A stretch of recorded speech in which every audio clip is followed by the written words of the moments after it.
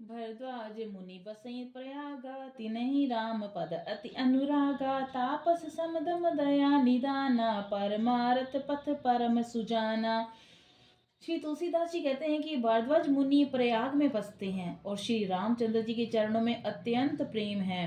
वे तपस्वी, निग्रहित चित्त, जितेंद्रिय, दया के निदान और परमार्थ के मार्ग में बड़े ही चतुर हैं। माघ मकर गत रवि जब जो होई तीरथ पतई आव सब कोई देव धनुज किन्नर नर श्रेणी सादर मजई सकल त्रिवेणी। माघ में जब सूर्य मकर राशि पर जाते हैं तब सब लोग तीर्थराज प्रयाग को आते हैं। देवता, दैत्य, किन्नर और मनुष्य के समूह सब आदर पूर्वक त्रिवेणी में स्नान करते हैं।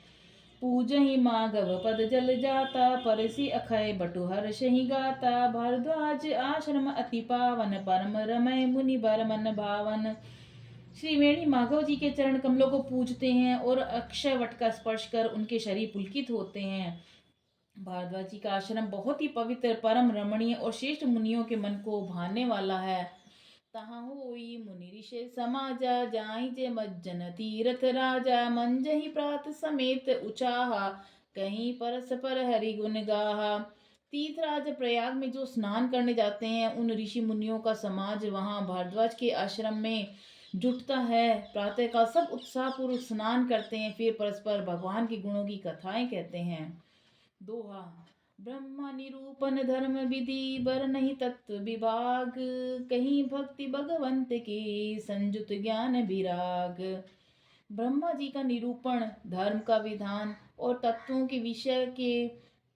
के विभाग का वर्णन करते हैं तथा ज्ञान वैराग्य से युक्त भगवान की भक्ति का कथन करते हैं।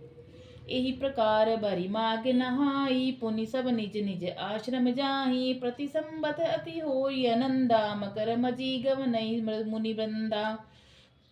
इसी प्रकार माघ के महीने भर स्नान कराते हैं और फिर सब अपने अपने आश्रमों को चले जाते हैं। हर साल वहाँ इसी प्रकार बड़ा आनंद होता है। मकर में स्नान करके मुनिगण चले जाते हैं। एक बार बरी मकर नहाए सब मुनि आश्रम सिधाए जाग बलिक मुनि परम विवेकी भरद्वाज राखे पद टेकी। एक बार पूरे मकर वर स्नान करके सब मुनीश्वर अपने अपने आश्रमों को लौट गए।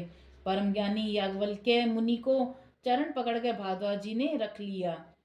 सादर चरण सरोज पखारे अति पुनीत आसन बैठारे करी पूजा मुनि सूजो पखानी बोले अति पुनीत मृदुबानी।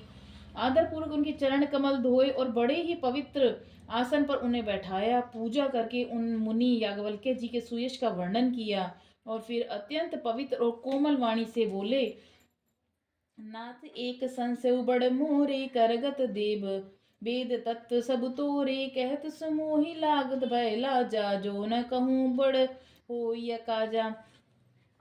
हे नाथ, मेरे मन में एक बड़ा ही संदेह है। वेदों का तत्व सब आपकी मुट्ठी में है, अर्थात आप ही वेद का तत्व जानने वाले होने के कारण मेरा संदेह निवारण कर सकते हैं। पर इस संदेह को कहते मुझे भय और लाज आती है। भय इसलिए कि कहीं आप ये ना समझें कि मेरी परीक्षा ले रहा है, और लाज इसलिए कि इतनी आयु बीत गई अब तक ज्ञान नहीं हुआ, और यदि नहीं कहता तो बड़ी हानि होती है क्योंकि अज्ञानी बना रहता हूँ।